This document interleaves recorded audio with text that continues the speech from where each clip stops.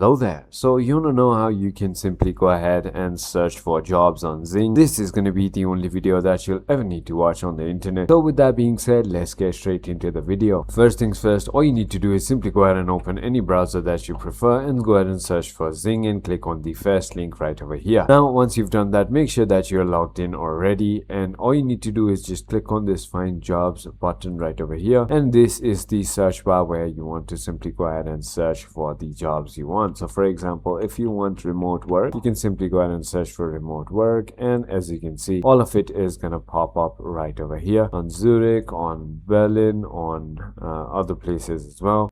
So you can simply go ahead and select any jobs you like. That is how you exactly go ahead and search for it. So for example, if I wanted to search for something else like software engineer, so as you can see, all the software engineer jobs are also gonna go ahead and pop up. I hope this video was helpful to you. If it was, hit that like button, and I'll see you on the next one.